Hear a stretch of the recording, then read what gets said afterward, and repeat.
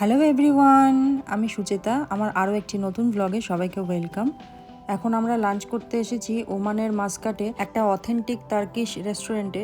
অনেকগুলো রেস্টুরেন্ট এখানে ঘুরে দেখার পর আলটিমেটলি এটাই পছন্দ হলো। এখানে প্রচুর Arabic restaurant, sea food restaurant, Pakistani restaurant, আরও অনেক কিছুই রয়েছে। তবে আমাদের পছন্দ মতন খাবার মনে হলো এই রেস্টুরেন্টেই মিলবে। তবে এই রেস্টুরেন্টে ননভেজ আইটেমের মধ্যে কিন্তু চিকেনের প্রিপারেশনই রয়েছে সব। আর আমার ছেলে হচ্ছে চিকেনের পোকা। সকালে ঘুম থেকে ওঠা থেকে শুরু করে রাত্রে শুতে যাওয়ার আগে অবধি যদি ওকে চিকেন দিয়ে রেখে দেওয়া যায় সারাদিন, ও যে কোনো অচেনা লোকের বাড়িতে ও দিব্যি থেকে যাবে। তো আমরা কেউ এখানে চিকেন রাইস, কেউ কাবাব রাইস এভাবে অর্ডার করেছি, আর তার সঙ্গে চাটনি আর স্যালাড দিয়েছে। এই চাটনি আর স্যালাডটা রাইসের সঙ্গে কমপ্লিমেন্টারি, কিন্তু স্যালাডটা খুব সুন্দর খেতে। টার্কি স্টাইলে যেহেতু স্যালাডটা বানানো, সেই জন্য বেশ কিছু মশলা ওরা ব্যবহার করেছে, যেটার জন্য স্যালাডটা খেতে খুব সুন্দর লাগছে। এখানে লাঞ্চ করে আমরা যাব ফোর্ট দেখতে। আমরা লাঞ্চ করে আবার চলে এসেছি কর্নিসে। এই রাস্তাটা হচ্ছে ফোর্ট যাওয়ার রাস্তা, আর ফোর্টটার নাম হচ্ছে মাত্রা ফোর্ট। এই পাহাড়ের গায়ে দেখুন কি সুন্দর কাশফুলের মতন ফুটে রয়েছে চারিদিকে। এই ফোর্টের ওপরে উঠতে গেলে কিন্তু টিকিট লাগে। আর ওমানে এসে সকাল থেকে আমরা অনেকগুলো জায়গায় ঘুরলাম, এই প্রথম কোনো জায়গায় আমরা টিকিট কাটলাম। এই ফোর্টে ওঠার জন্য অনেকগুলো সিঁড়ি বেয়ে ওপরে উঠতে হবে, আর একটু আগেই লাঞ্চ করেছি। এই সিঁড়ি ভেঙে ওপরে উঠতে উঠতে আজকে আমাদের দুপুরের খাবার হজম হয়ে যাবে।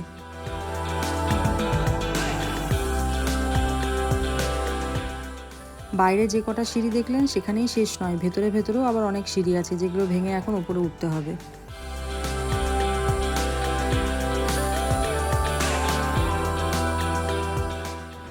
এখনো সিঁড়ি শেষ হয়নি, এবারে সিঁড়ি শেষ হবে। প্রচণ্ড হাঁপিয়ে গেছি।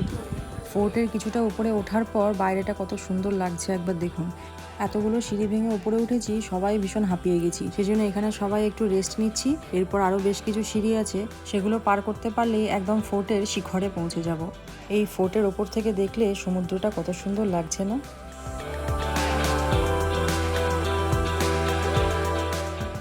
চলুন, অনেকগুলো ধাপ পেরিয়ে এবার ফাইনাল স্টেজে পৌঁছানো বাকি।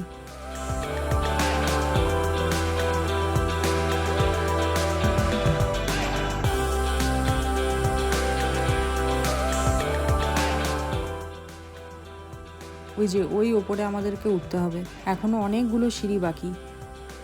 তবে সিঁড়িগুলো দিয়ে উঠতে উঠতে মনে হলো আমরা যখন হায়দ্রাবাদের গোলকুন্ডা ফোর্টের একদম উপরে পৌঁছেছিলাম, তখনও প্রচুর সিঁড়ি ভেঙে উপরে উঠতে হয়েছিল। সেই তুলনায় কিন্তু এখানে সিঁড়ি কম।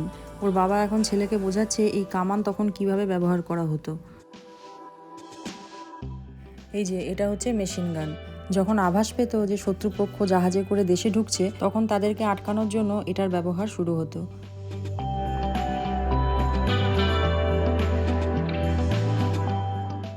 এই ফোর্টের ওপর থেকে ওমান দেশটাকে কিন্তু অসম্ভব সুন্দর দেখাচ্ছে, তাই না?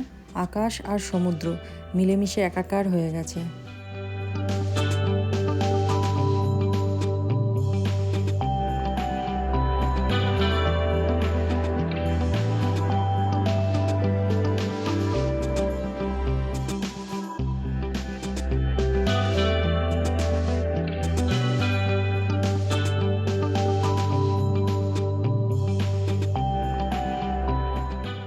চলুন, অনেকক্ষণ সময় এখানে কাটানো গেল, এবার আস্তে আস্তে নিচে যাই।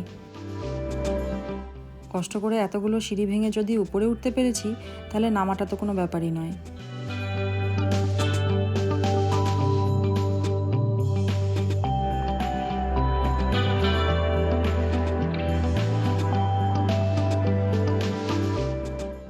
সিঁড়ি দিয়ে ওঠানামা করতে করতে লাঞ্চের ওই চিকেন রাইস অনেকক্ষণ আগে হজম হয়ে গেছে, তার সঙ্গে সঙ্গে বিকেলও হয়ে গেছে। এই বিকেলবেলা বা সন্ধেবেলা একটু চা কফি না হলে কি ভালো লাগে? এই কর্নিসে একটা সুক বা মার্কেট যাই বলুন না কেন, সেটা আছে বেশ বড় মতন, তাই কফি খেয়ে এখন সেখানে যাব।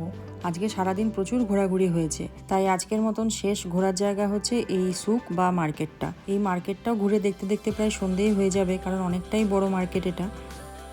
এই যে এগুলো হচ্ছে পেপার মাসে, আর কয়েকদিন পরে যেহেতু ক্রিসমাস, তাই এই পেপার মাসে দিয়ে অনেকে এই ক্রিসমাস ট্রিটা ডেকোরেশন করে থাকেন। তবে এইরকম ধরনের মার্কেটগুলোতে এলে না আমার ভীষণ চাপ হয়ে যায়, কারণ এরকম ধরনের মার্কেটগুলোতে থাকে বেশিরভাগই হয় ঘর সাজাবার জিনিস, আর নয়তো মেয়েদের জিনিস। আর আমার ছেলে ভীষণ রেগে যায় তাতে, বলে আমার জন্য কিছুই পাওয়া যায় না বাজারে। আর কথাটা কিন্তু সত্যি, ও ভুলও বলে না। আর ওকে সন্তুষ্ট রাখার জন্য আমি নিজের জন্য সেরকমভাবে কিছু কিনতে পারি না আজকাল। আর একটু যখন বড় হয়ে যাবে আর নিজে যখন সব কিছু বুঝতে শিখবে, তখন হয়তো আর এই জিনিসগুলো থাকবে না। এই মার্কেটটায় কিন্তু অনেক ইউনিক ইউনিক জিনিস দেখতে পাচ্ছি, কত রকমের তালা চাবির ডিজাইন দেখতে পেলাম। আর এখান থেকে কয়েকটা সেরামিকের টেবিল ম্যাট নিলাম। এই সেরামিকের টেবিল ম্যাটগুলো দেখতে কিন্তু ভীষণই ভালো লাগছিল, সেই জন্য বেশ কয়েকটাই নিলাম বড় ছোট মিলিয়ে। আর আমার ওই বিভিন্ন দেশের সুভিনিয়ার কালেক্ট করার একটা নেশা আছে, তাই কয়েকটা সুভিনিয়ারও নিয়েছি। এখন মার্কেটটা একটু ঘুরতে ঘুরতে দেখি আর নতুনত্ব জিনিস কি চোখে পড়ে। দুবাইতে যেরকম পারফিউম খুব বিখ্যাত, ওমানে এসে দেখলাম ধুনো খুব বিখ্যাত। ধুনো দেওয়ার জন্য যে শুধু ধুনুচি রয়েছে তা নয়, আরও বিভিন্ন রকমের জিনিস রয়েছে যেটার মধ্যে ধুনো দিয়ে রাখলে সারা বাড়ি গন্ধে মোমো করবে। আমার ধুনোর গন্ধ ভীষণই ভালো লাগে, কিন্তু ধুনো থেকে যে ধোঁয়াটা বের হয় ওই রকম যে কোনো ধরনের ধোঁয়াতে আমার আবার অ্যালার্জি আছে, ভীষণ রকম কাশি শুরু হয়ে যায়। তাই বাড়িতে ধুনোটা পুজো ছাড়া খুব একটা জ্বালানো হয় না। এই দেখুন, এখানে একটা খুব সুন্দর জিনিস, এটা হচ্ছে জলের ব্যাগ। জল ভরার জন্য ঢাকনা দেওয়া একটা মুখ আছে আর নিচেতে কল ফিট করা আছে। আমার বাবার কাছে একবার গল্প শুনেছিলাম, অনেক কাল আগে নাকি এরকমই জলের ব্যাগ পাওয়া যেত, কিন্তু সেটা লেদারের হতো। হঠাৎ করে এই ব্যাগটা দেখে বাবার ওই কথাটা আবছা মনে পড়ে গেল।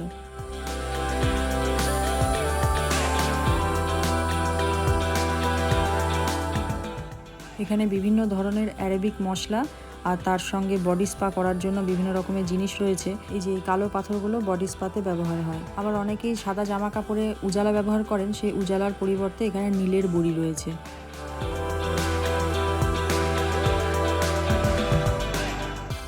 যাই হোক, চলুন তাহলে আজকের ভিডিওটা এখানেই শেষ করছি। দেখা হচ্ছে খুব তাড়াতাড়ি পরের আরেকটি নতুন ব্লগে। আর আমার ভিডিওগুলো যদি ভালো লাগে আপনাদের, তাহলে লাইক কমেন্ট করতে কিন্তু একদমই ভুলবেন না।